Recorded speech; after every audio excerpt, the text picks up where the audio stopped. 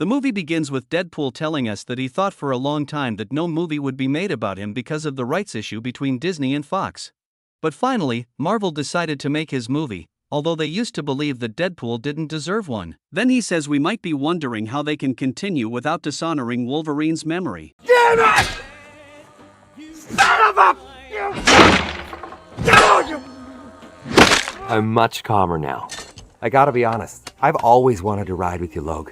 You and me getting into it, Deadpool and Wolverine. Deadpool then sits with Wolverine's skeleton and tells him that he always wanted to appear in a movie with him. But Wolverine just had to die too soon. At that moment, soldiers from the TVA arrive and warn Deadpool to drop his weapons and surrender. Last chance! There are 206 bones in the human body. 207 if I'm watching Gossip Girl. Guess we're getting that team up after all. Come on, big fella!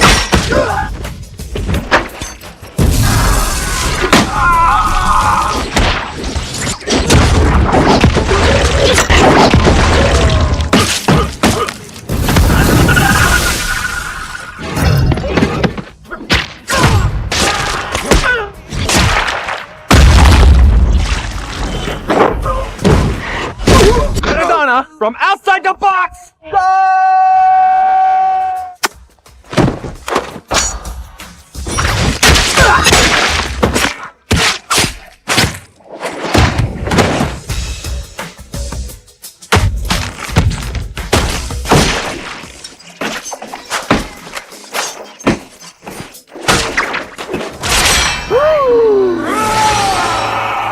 To be clear, I'm not proud of any of this. To help you understand that, I gotta take you back on a little joyride I took through space and time.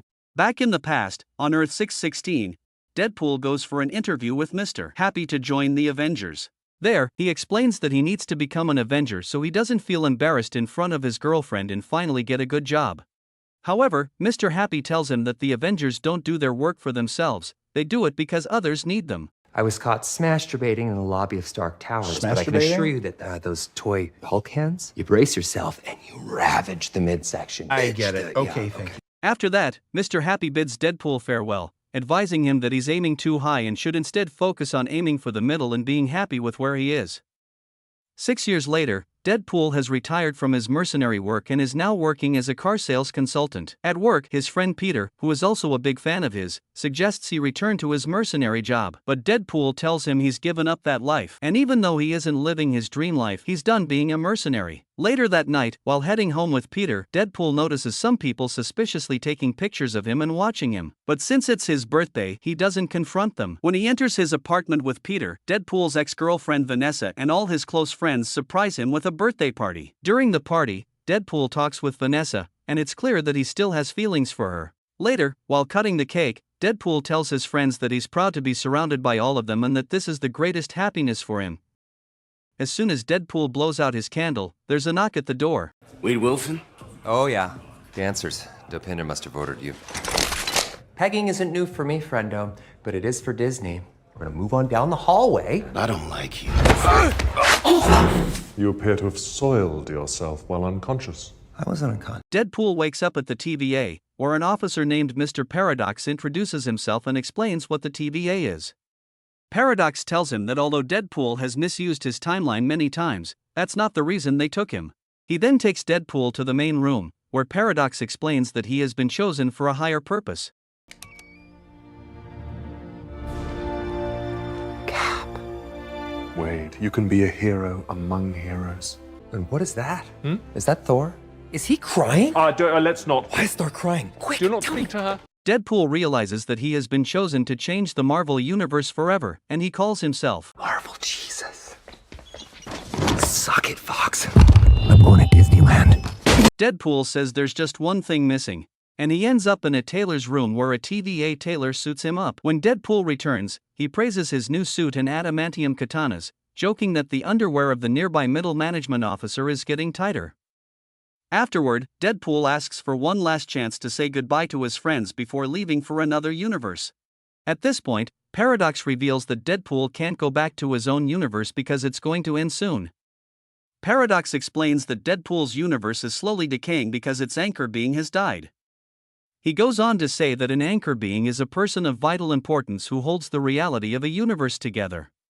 With the death of this anchor being, the universe starts to decay. After Wolverine's great sacrifice, Deadpool's universe began to decay. Although this decay will take thousands of years, Paradox doesn't want to wait that long, so he's launching a machine called the Time Ripper that will speed up the process and destroy Deadpool's universe quickly. Paradox is doing all this against the TDA's wishes because he wants to take control of the TDA himself. It will allow me to destroy the space-time matrix of your universe. And don't worry, your friends won't feel a thing. It'll be over just like this. Oh, what's that? You can either rejoin your loved ones and collectively cease to exist, or you join the sacred timeline. I'll do it. Wise choice. Talking about finding the Wolverine. Which brings us back to this.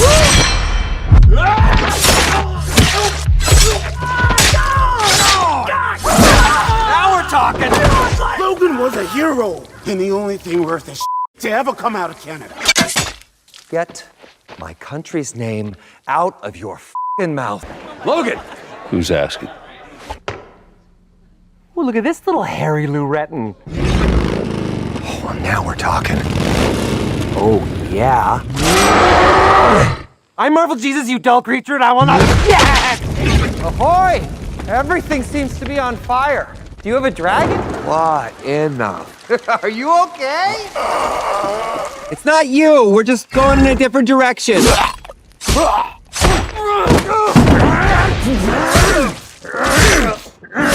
Howdy! Oh, yeah, that's gonna need some coconut oil. You know, from behind, you look a little bit like Henry. Oh my Cavalrine. You were just leaving. Fate of my universe is at... I told you, you're not welcome here. You're not welcome anywhere. Just give me one more drink and then I'll leave. Eventually, Deadpool ends up in a bar where he finds a seemingly normal Wolverine who appears drunk and depressed. Deadpool forces this Wolverine to join him at gunpoint. The Wolverine gets up to fight but then chugs an entire bottle of whiskey before collapsing. In the next scene, Deadpool brings this Wolverine back to the TVA and presents him to Paradox as a replacement for his universe. However, Paradox tells Deadpool that he's brought the worst variant of Wolverine, who could never be an anchor being. Paradox reveals that this Wolverine is a failure and has greatly disappointed his own world. Deadpool then declares that he'll speak to Paradox's boss about the situation. Hearing this, all the workers in the room nervously glance at Deadpool, making him realize that this project is being carried out without their boss's approval. Deadpool threatens to report Paradox to his superior. And I'm gonna tell him all about you and... Give me a hand up. I'm actually okay, thank you very much. Yeah, I heard all about you. How you screwed up everything.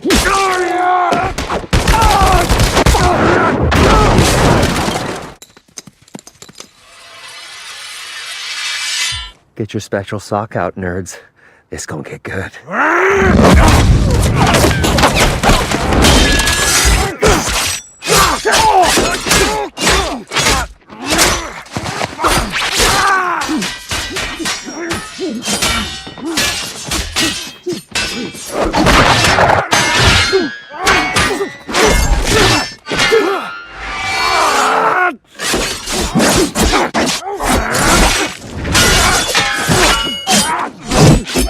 Gotcha! I can fix it! We get back there, and we can fix your world! Together! We fight each other, we lose. At the same moment, they notice a convoy of cars approaching in the distance. As the convoy reaches them, the mysterious man reveals his identity, and Deadpool realizes it's Captain America. The man tells Deadpool to stay close, so Deadpool hugs him from behind. Oh my god, he's gonna say it! Avengers! Flame on! Sorry, what now?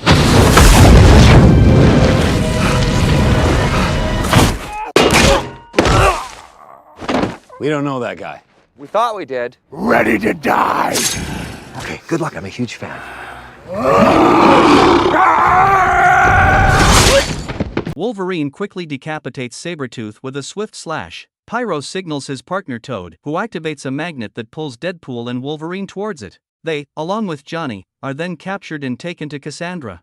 On the way, Johnny explains that in the Void, people either work for Cassandra or hide from the Monsteroloth at the Borderlands.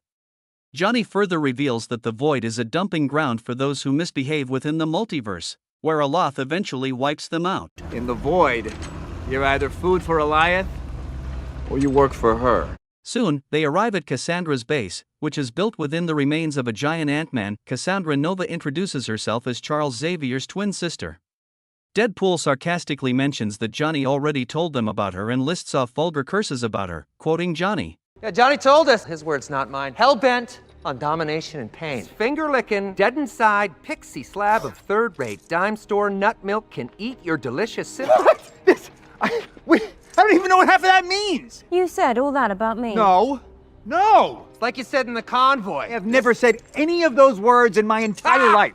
My hat's off to you, sir. What? Truly. I don't. Just got him killed. Hey, we're all grieving. P.S. Do you know what he was doing to the budget? She then reveals that the TVA banished her to the void since birth, but she's happy because she can use her powers without any limits here. She offers Wolverine a chance to join her to become even more powerful, but Wolverine attacks her in response. She uses her powers to bury Wolverine underground. Following this, Cassandra inserts her fingers into his brain, reads his memories, including the memory of his breakup with Vanessa. She mocks him, saying he'll never matter. Annoyed, Deadpool threatens to stab her with his baby knife, but Cassandra laughs, saying that a knife won't hurt her. It's going to take more than a little blade. How about 6? At that moment, Aloth starts approaching, and Cassandra retreats, saying that Aloth is hungry, and she still owes him rent. As Aloth arrives, Cassandra's team hides in the base, while Aloth starts attacking. Wolverine and Deadpool escape using a small rocket. After crashing some distance away, Wolverine decides they need to find the hidden survivors Johnny mentioned and figure out a way out of the void. Later, they stop at an abandoned cafe to eat. Wolverine, craving alcohol, drinks a bottle of rubbing alcohol. Deadpool tries to ask Wolverine about his past, but Wolverine refuses to answer. Deadpool then shares that in his world, Wolverine was a legendary hero. Out of curiosity, Wolverine asks how he died in Deadpool's universe. Deadpool explains that his powers weakened, and he died saving a mutant girl with similar abilities to his own. As they continue, Deadpool encounters a dog version of himself, Dogpool, and immediately wants to keep it. Just then, another Deadpool variant arrives searching for Dogpool. This variant, called Nicepool, tells them he's very friendly, which is why he's named Nicepool. You let this little flirt out of your sight for 1 second and she starts shopping for a new papa. Where's your mask? Come on, guys. Oh, this guy. Look, we're headed for the borderlands. You know where it is? So I can lend you my ride if you like. It would be my honor. If you ever want to give her up, or if she needs a new home, or if something should happen to you, I'd love to be her papa. No, we're running away. In the next scene, Deadpool and Wolverine are driving towards the borderlands. During the ride, Deadpool keeps talking, which constantly annoys Wolverine. Then Deadpool asks Wolverine what he would do if the TVA fixed his world.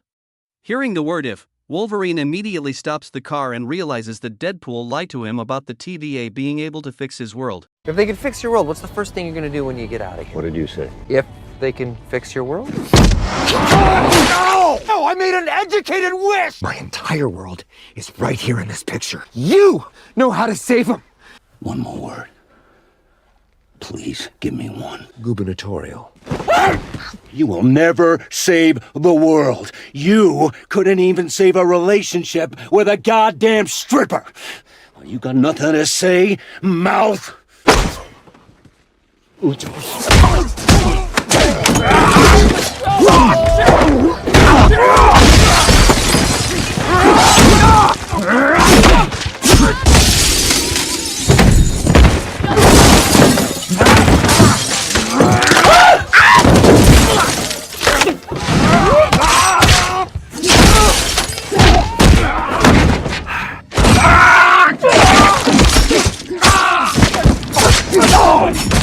After fighting for a long time, both of them are completely exhausted, and they collapse.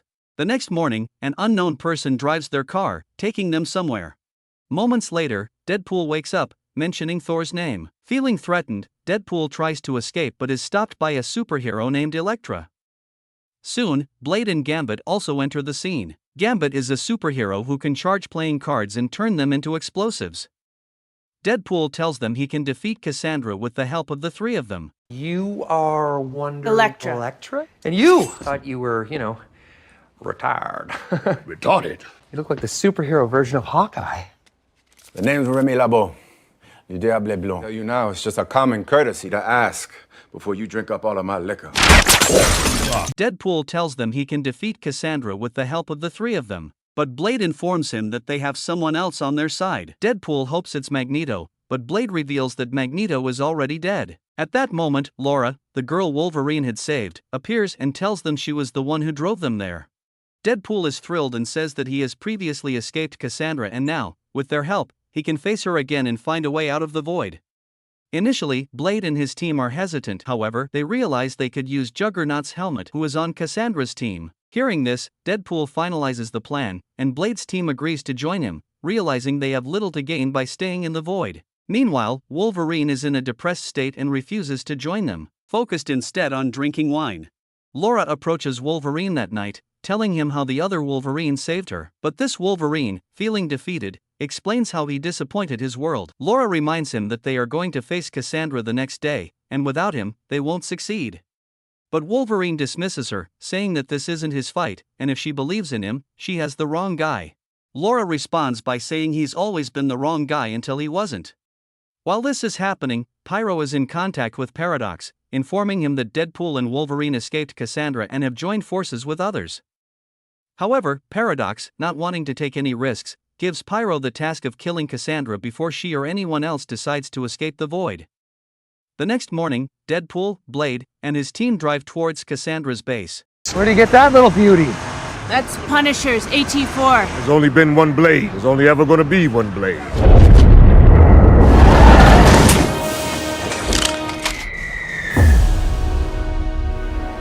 You know how long I've been waiting for this? Woo, I'm about to make a name for myself here.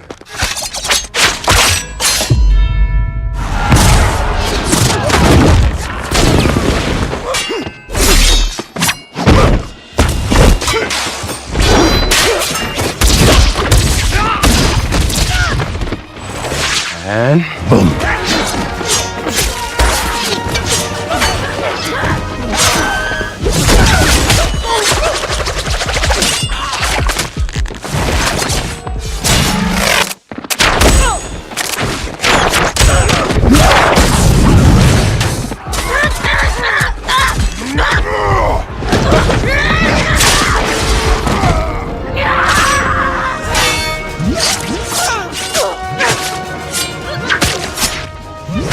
Boys are so silly. I just need to get home. Well, that's not on the menu.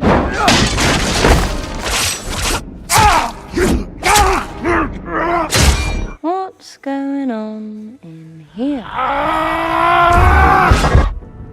So much pain. What did you do? Mysterio tricked my mind. So I started killing. And I couldn't stop. I didn't want to stop.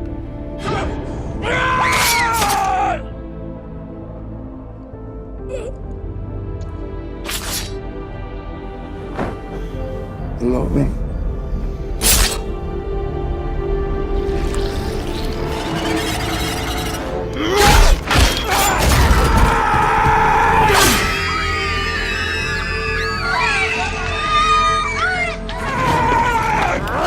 What's wrong? I don't know. I gotta find her. Here, take her.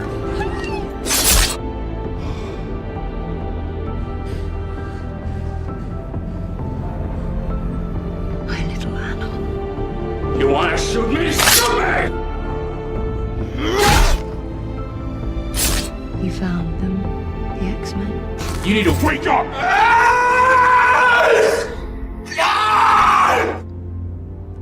Bloodwood. I want to be the man that Charles thought I was. I've got you. Deadpool places Juggernaut's helmet on Cassandra's head, disabling her powers. As they argue over who should kill Cassandra, Pyro shows up and shoots her, but Wolverine knocks him out cold. As Cassandra bleeds out, Wolverine thinks how Charles Xavier would never allow something like this to happen to his sister. So, he decides to leave Cassandra alive despite Deadpool's hesitation. Wolverine convinces him to remove the helmet. Once freed from the helmet, Cassandra asks Wolverine about Charles. Wolverine explains that Charles cared for everyone, and if he knew his sister was trapped in the void, he would have done anything to rescue her. However, Cassandra reveals that she doesn't wish to leave. Then, she pulls out a sling ring from her pocket, which she says she obtained by killing a magician. She uses it to open a portal to Deadpool's world and warns them that they have only 4 seconds before Alith consumes them. Hearing this, Deadpool and Wolverine rush toward the portal as their friends continue fighting below. Just before Alith arrives, they leap through the portal and land on a car in Deadpool's workplace, where Peter is handling a deal. Next, they head to confront Paradox, who is about to activate his machine. Why was Thor crying? How dare you! You come for the king, Time Ripper. Naughty boy. Oh no, we're on it. We're gonna head down and dismantle that thing now. We got I'm going to use a little Time Ripper, and I'm going to destroy this universe and the next. Now, you're going to show me how to use this fancy gadget of yours, and don't worry, I've called some friends to make sure we're not disturbed. When Deadpool and Wolverine regain consciousness, they see something emerging from the portal. To their surprise, it's Dogpool and Nicepool, and Deadpool finally gets a hold of Dogpool again. However, their problems are far from over, as an army of nearly 100 Deadpool variants emerges from the portal, ready to fight. Deadpool tries to reason with them, but they open fire on him. Uzi time, baby. Look alive! How long does it take for you to regenerate? Regenerate? How was I supposed to know he doesn't regenerate?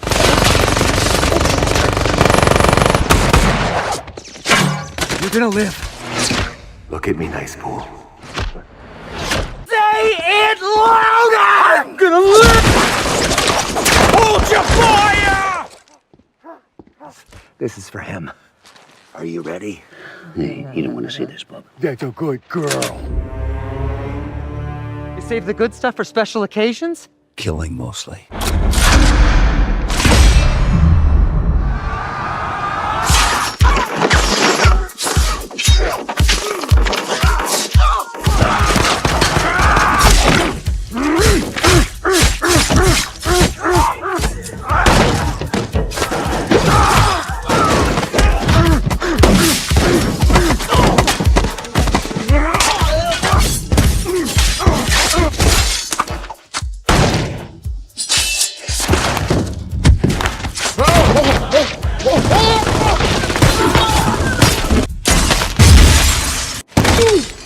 Come on!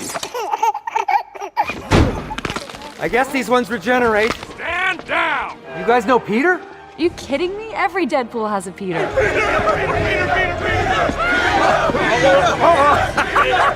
Meanwhile, Deadpool and Wolverine head to confront Paradox, who reveals that they are too late. The Time Ripper has already been activated, and Cassandra is absorbing its energy. Once she fully absorbs it, she'll have the power to destroy timelines, and nothing will be able to stop her. However, there's one way to prevent this. Someone needs to combine the 2 power lines of the Time Ripper, matter and antimatter, to create a short circuit. But whoever does this will be destroyed at the atomic level. Hearing this, Deadpool and Wolverine argue over who should sacrifice themselves. Wolverine insists that he should do it, since Deadpool has friends to look after, while he has no one. Deadpool seems to agree initially, but in a sudden move, he locks Wolverine out of the power chamber, deciding to take the risk himself.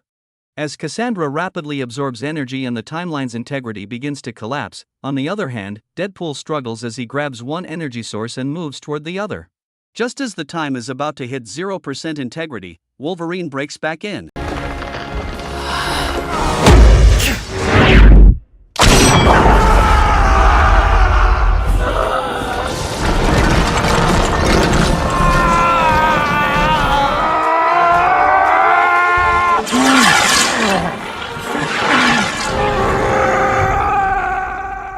Wolverine is a hero in my world.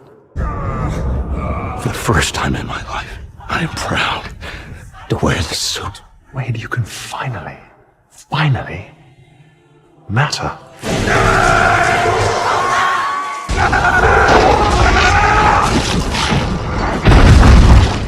In the next scene, the whole place is in ruins, and a senior TVA agent, B-15, arrives to investigate the situation. Paradox tries to play innocent with her and starts making up lies. However, Deadpool and Wolverine suddenly reappear from behind, surprising Paradox. Having worked together, they manage to survive the energy blast. When B-15 learns the truth, she arrests Paradox and shows Deadpool that because of what he did, his timeline has begun to heal.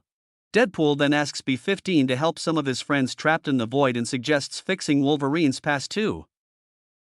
B-15 replies that Wolverine's past is what shaped him into who he is and helped him accomplish what he just did. Afterward, Deadpool sits down with Wolverine to enjoy some shawarma. Oh, all is right in the world. Yes, it is. See you, bub. Logan! In the end, Deadpool invites Wolverine to a dinner with his friends. There, at Wolverine's suggestion, Deadpool finally confesses his feelings to Vanessa, telling her that he did all of this for her. Hearing this, Vanessa holds his hand.